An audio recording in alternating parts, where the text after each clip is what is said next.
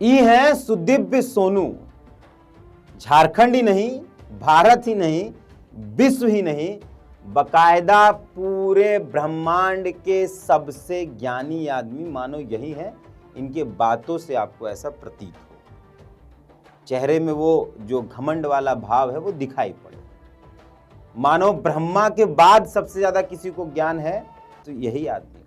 और झूठ तो क्या फराटेदार बोल जाते हैं, ऑन कैमरा झूठ बोल जाते हैं। थोड़ा कड़क मिजाज हैं, सरकार के आंख कान नाक यानी सरकारी है, ऐसा वो न्यूज पिंच वाला विनोद पाड़े ने तो बताया ही था, और इनके सामने ही बताया था कि आदमी ढिंडोरा पीटते हैं कि ये बहुत ईमानदार है, इनकी सरकार बहुत ईमानदार है, थोड़ा सा भी भ्रष्टाचार ही बर्दाश्त नहीं कर सकते। इनका झूठ का पोल प्रभात खबर के एक इंटरव्यू में खुल गया। इनका ढोल जो है, जो ढिंडोरा है ईमानदारी का, वो फट गया। और ये आदमी उस कमेटी में भी है जो कमेटी भ्रष्टाचार के खिलाफ आंदोलन कर रहे छात्रों से बात करना चाहती है, और 3 बार बात भी की है। और बात के दौरान जब प्रेस कॉन्फ्रेंस हुआ या मीडिया के बीच रुकी तो वहां भी देखा आपने कैसे उन्होंने छात्रों पर पकड़ दिखा। इनका जीवन में एक ही काम है, घुमा फिरा भाजपा को ले आना, घुमा फिरा। इनसे सवाल करिए, ये उस सवाल का जवाब कतई सीधे शब्दों में नहीं देंगे। हाँ, एकदम पता है, हिंदी इनको बहुत अच्छे से आता है। झारखंडी नहीं है, लेकिन खुद को ऑलवेज स्थापित करने में लगे हुए हैं कि वो झारखंडी हैं। इनको जानकारी थी कि जेपीएससी में गड़बड़ियां हुई हैं, उसके बाद भी आदमी मौन रह गए। इनको जानकारी दी गई थी, पढ़ते हैं, सिर्फ पढ़ेंगे हम। प्रभात खबर में क्या छपा बस वही पढ़ेंगे। इससे आप ये आदमी का ईमानदारी को समझ जाइए कि आदमी बाहर से कितने ईमानदार हैं और अंदर से कितना भ्रष्ट, वो आपको दिखाई देगा। कहने के तो हम बहुत कुछ कह सकते हैं इनके बारे में, लेकिन नहीं कहेंगे बहुत ज्यादा, इनके कारनामों को बताते हैं। प्रभात खबर में आज 15 अगस्त को एक आर्टिकल छपा, आर्टिकल नहीं है, एक इंटरव्यू है। इंटरव्यू किसका है? जेपीएससी की पूर्व सदस्य अनिमा हांसदा का। इन्होंने भी इस्तीफा दिया कुछ दिन पहले। ये जो जेपीएससी पर विवाद चल रहा है, खयांगती की गिरफ्तारी हुई, मतलब खयांगती साहब को इस्तीफा देना पड़ा, उसके बाद तमाम सदस्यों ने इस्तीफा दिया, उसमें से ये भी एक सदस्य हैं। इनका नाम है अनिमा हांसदा। ठीक है, उन्होंने प्रभात खबर से बातचीत की। देखिए, ये प्रभात खबर है और ये पूरा इंटरव्यू है अनिमा हांसदा का। आप इसको पढ़िएगा तो समझ में आएगा कि जेपीएससी में जो गड़बड़ी हुई है, चाहे वो 11वीं 13वीं हो चाहे ये, इसमें जेपीएससी के अध्यक्ष थे मौजूद, उनकी सहमति थी इनके हिसाब से। दूसरी बात कि अनिमा हांसदा ने कई बार जानकारी देने की कोशिश की, लेकिन इनकी बातों को दरकिनार कर दिया गया। सुदीप सोनू को, जो उच्च शिक्षा मंत्री हैं, 17 जून 2026 को सुदीप सोनू उच्च शिक्षा मंत्री को फोन करके गड़बड़ियों की जानकारी दी गई थी, पर उन्होंने इग्नोर कर दिया। उसके बाद इन्होंने व्हाट्सएप पर जानकारी भेजी। उसके बाद सुदीप सोनू ने कब? जुलाई 22 तारीख, जून में जानकारी दी, 1 महीने बाद 22 जुलाई को इनको फोन करके कहते हैं कि आप लोग सब इस्तीफा दीजिए। हम पढ़ते हैं आपको, ये पूरा इंटरव्यू जो है वो ये माफ कीजिएगा, अनिमा हांसदा का है। प्रभात खबर में दिया है इंटरव्यू इन्होंने। प्रभात खबर के जो भी वहाँ विवेक चंद्र जिनका नाम है, वो इंटरव्यू ले रहे थे, जो लिखा हुआ। उन्होंने जेपीएससी, ये कहती हैं अनिमा हांसदा कि जेपीएससी में हो रही गड़बड़ियों और त्रुटियों की जानकारी उचित फोरम में देने की कोशिश की, लेकिन उनकी बात नहीं सुनी गई। मैंने एजेंसी टीडीपीएल के बारे में जब सवाल खड़े किए तो तत्कालीन अध्यक्ष एल खयांगते मुझ पर, खियाए दिया पूरा सिस्टम को याद में, खयांगते मुझ पर विपरीत टिप्पणी करने लगे। मैंने इसका विरोध किया। इसके बाद उन्होंने धमकी दी, मेरे विरोध में राज्यपाल से शिकायत कर मुझे पद से हटवा देंगे।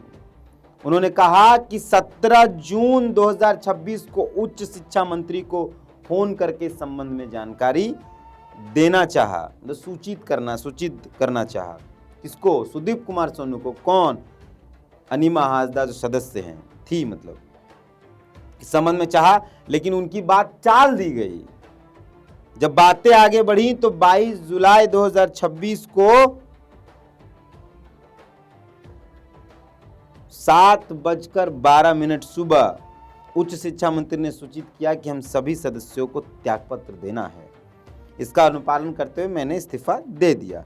बातचीत में अनिमा हासदा ने जेपीएससी 11वीं और 13वीं में भी गड़बड़ी के आरोप लगाए हैं।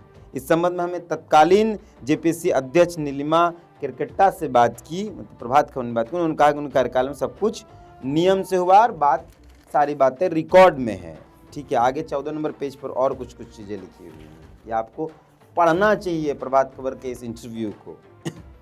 पत्र में कहा गया कि पैनल में कुछ इससे ज्यादा कुछ नहीं कहना चाहिए। मतलब वो जो उस समय की तत्कालीन अध्यक्ष थी नीलिमा किरकेट्टा, उन्होंने प्रभात खबर से बातचीत की तो उन्होंने आगे कहा कि इससे ज़्यादा कुछ नहीं कहना चाहती हूँ। हमने उच्च शिक्षा मंत्री से बात करने का प्रयास किया, उन्होंने कॉल का जवाब नहीं। बाकायदा प्रभात खबर ने सुदीप सोनू से बात करने की कोशिश की, आदमी जवाब नहीं दिए बातचीत का।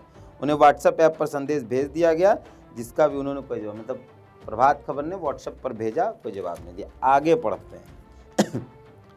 प्रभात खबर ने पूछा कि टीडीपीएल एजेंसी के चयन में आपकी क्या भूमिका थी?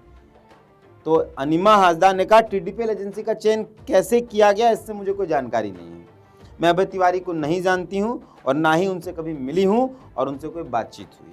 फिर प्रभात खबर के जो भी पत्रकार थे उन्होंने पूछा कि आरोप है कि टीडीपीएल के निदेशकों ने जेपीएससी कार्यालय में प्रेजेंटेशन दिया था, इसमें सभी सदस्य मौजूद थे।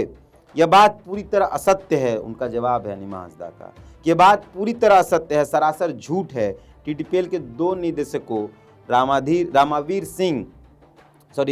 सिंह और सत्यपाल बेकारे ने जेपीएससी कार्यालय में प्रेजेंटेशन दिया था, ऐसा कहा जा रहा है, लेकिन मैं उस प्रेजेंटेशन में उपस्थित नहीं थी। चयन प्रक्रिया के प्रतिवेदन में मेरे हस्ताक्षर नहीं है। चयन प्रक्रिया के प्रतिवेदन में मेरे हस्ताक्षर नहीं है, मैंने उनका प्रेजेंटेशन भी नहीं देखा। 11वीं और 13वीं सिविल सेवा मुख्य परीक्षा के रिजल्ट पर भी सवाल उठे हैं, ऐसा प्रभात खबर ने के साथी ने पूछा। मैंने 11वीं 13वीं सिविल सेवा के मेंस रिजल्ट पर हस्ताक्षर नहीं किया था। समझ कि बिना जेपीएससी के सदस्य के सिग्नेचर के परिणाम आया था, विवाद हुआ था। उन्हें कई त्रुटियां थी जिसकी सूचना मैंने माननीय उच्च शिक्षा मंत्री को दी थी। अध्यक्ष ने मुझसे 11वीं 13वीं सिविल सेवा रिजल्ट मेंस रिजल्ट की स्क्रूटनी करने को कहा था, लेकिन मैंने अस्वीकार कर दिया था। इसके बाद मुझे स्पष्टीकरण यानी सो कॉज पूछा गया, जिसका जवाब मैंने दिया।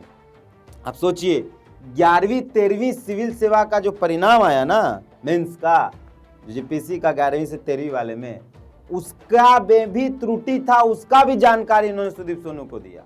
सब कुछ ठंडा पड़ गया। मौन सहमति थी ना, और यही आदमी ईमानदारी का चोला पहने हुए उसी पैनल में है जो पैनल छात्रों से बात करना चाहता है भ्रष्टाचार के खिलाफ, जो छात्र धरने पर बैठे।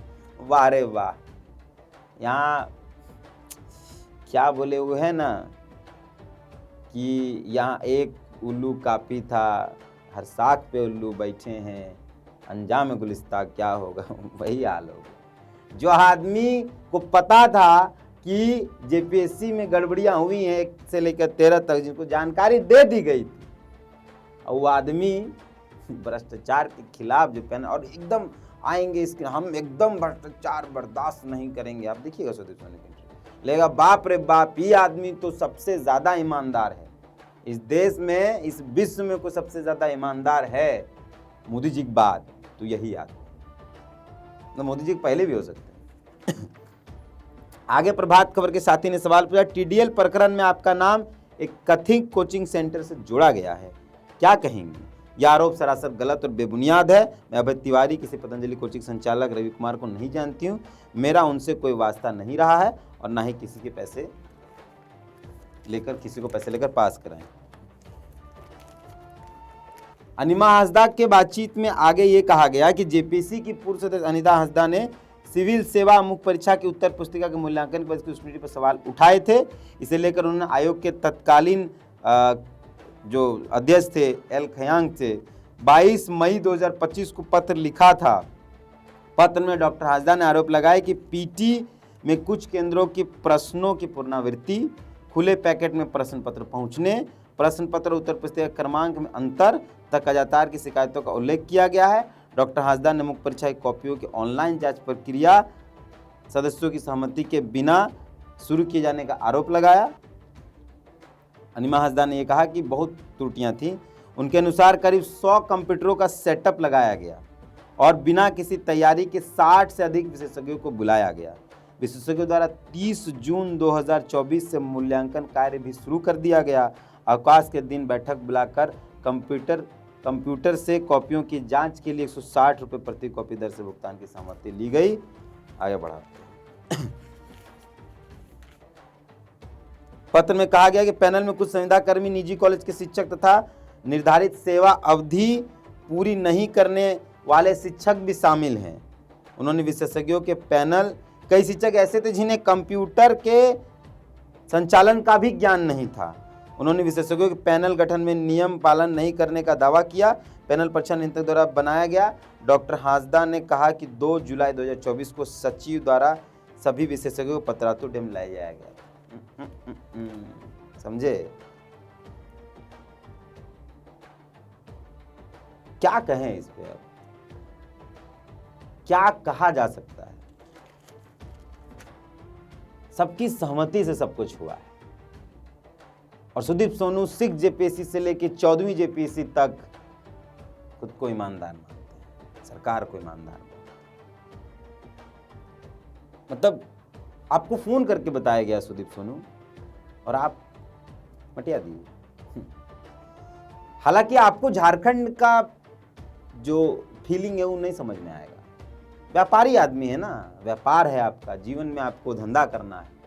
यूपीएससी को भी धंधा बना दिया आप लोगों ने। क्या है आपका इस राज्य के प्रति समर्पण? बस आप विधायक बन गए, झारखंड मुक्ति मोर्चा छत्र गए, यही क्या है? हिंदी अच्छा बोल लेने से, शब्दों पर अच्छी पकड़ हो जाने से झारखंड का फीलिंग नहीं समझ पाएंगे आप। सब कुछ खत्म कर दिया इन लोगों ने इस राज्य में, सब कुछ। कोई बात नहीं, निकल ही रहा है सब कुछ। इस वीडियो को यहीं समाप्त करते हैं। बहुत अब मौन हो जाने का मन है, लेकिन मौन हो जाने से चीजें नहीं बदल पाएंगी, बोलना तो पड़ेगा ही। इस वीडियो को यहीं समाप्त करते हैं। कमेंट पर आपकी प्रतिक्रिया चाहता हूं। मिलते हैं।